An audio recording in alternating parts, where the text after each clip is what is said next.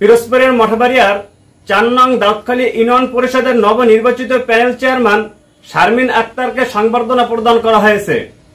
বৃহস্পতিবার সকালে ইউনিয়ন পরিষদের হলরুমে এ সংবর্ধনা অনুষ্ঠান অনুষ্ঠিত হয়। সংবর্ধনা অনুষ্ঠানে স্থানীয় গণ্যমান্য ব্যক্তিবর্গ ছাড়াও ইউপি সদস্য, গ্রাম পুলিশ সহ শ্রেণী পেশার মানুষ অংশগ্রহণ করেন।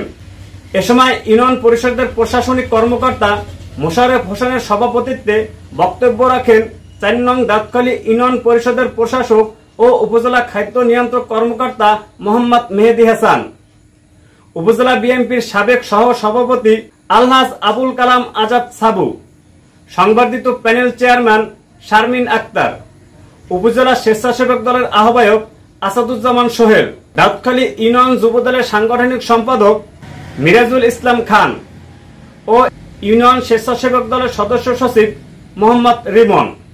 অনুষ্ঠান সঞ্চালনা করেন পিরোজপুর জেলা ছাত্র দলের সহ সাধারণ সম্পাদক সবুজ খান সাগর। সংবর্ধনা অনুষ্ঠানে প্যানেল চেয়ারম্যান শারমিন আক্তার ও ৪ নং দাউদখালী ইউনিয়ন পরিষদের প্রশাসক মোহাম্মদ মেহেদী হাসান যা বললেন, আমি সততা ও নিষ্ঠা নির্ভয়ে পালন করতে পারি। ক্ষমতার চেয়ে মানুষের ভালোবাসা ও আস্থা আমার কাছে বেশি গুরুত্বপূর্ণ।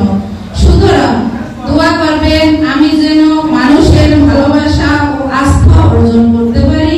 একজন নারী হয়ে সাধারণ আসনের একজন সদস্য নির্বাচিত হওয়া থেকে শুরু করে আজকে এই পর্যন্ত আসা আমার জন্য সুগম ছিল না। আমাদের এই এলাকা থেকে সামাজিক কার্যক্রমের জন্য ছাত্র আনার জন্য আমার সেই উপজেলা পরিষদে গিয়ে এলাকা থেকে অনেক বৃদ্ধ, বয়স্ক, মুরব্বীরা যেত বা বিভিন্ন শ্রেণীর মানুষজন, যখন আমি এখানে 2 দিন সময় দিতাম, বৃহস্পতি এবং সোমবার, এছাড়া অন্যান্য দিবসে মানুষের জরুরি সেবা গ্রহণের জন্য কষ্ট করে সেই উপজেলায় যেতে হয়েছিল।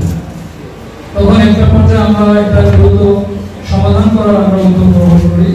আমার পরিষদের সকল মেম্বারদের পারস্পরিক সহযোগিতায়